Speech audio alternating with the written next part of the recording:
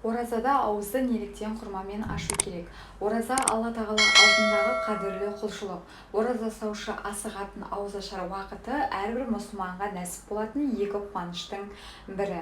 Алла елшісі саллаллаху алейхи уассалам ораза ұстаушының екі қуанышы бар. Бірі ауызашар уақытта, екіншісі Раббысының құзырында деген екен.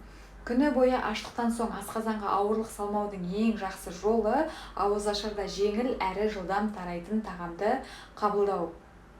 Осы орайда сүннетте ұсынылған ең жақсы тағам ол құрма. Ендеше бұл мақаламызда құрма мен ауыз ашудың пайдаларына тоқтала кетейік.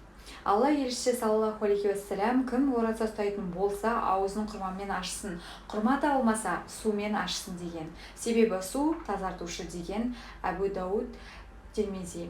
Пайғамбарымыз оразасын ашқанда бірнеше жаңа піскен құрма жейтін. Егер ол табылмаса, аузын кепкен құрмамен ашатын. Ол да болмаса, ауыз ашарда бірнеше жұтым су ішетін. Құран түскен ғасырдан бүгінімізге дейін сүннет болып жеткен құрма мен су өзара керемет үйлесетін нәр көздері. Оразаны ашқан кезде құрма немесе суды пайдалану оттегіні миға дереу жеткізіп, адам ағзасын зақымданудан сақтайды, қан қысымының бірден түсіп кетуін болдырмайды екен. Бұл тұрғыда ғалымдар пайғамбарымыздың ауыз ашарда құрма немесе суды пайдалануы оның астарында үлкен даналық барын дәлелдеді. Өйткені ораза кезінде адамның асқазаны бос болады.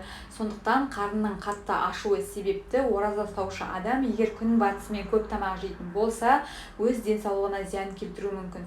Демек, ораза ұстаған адамға аз мөлшердегі бірақ жылдам күш қуатын беретін әрі тез қорытылатын тағам қажет болады.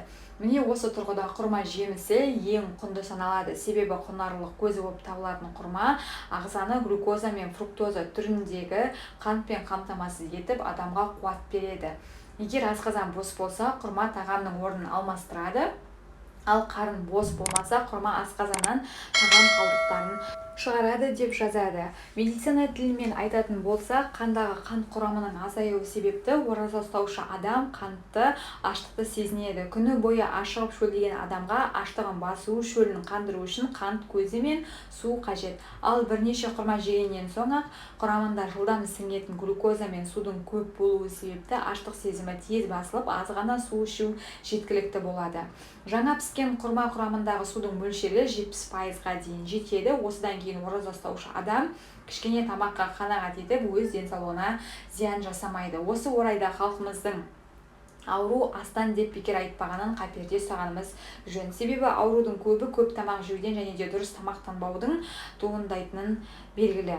Құрма мен суды ауыз ашқанда пайдаланудың және де бір пайдасы тағы тамақ жеуден алдын адамға өзінің ағзасында қосымша тамаққа деген сұраныстың бар не жоғын анықтауына мүмкіндік туады.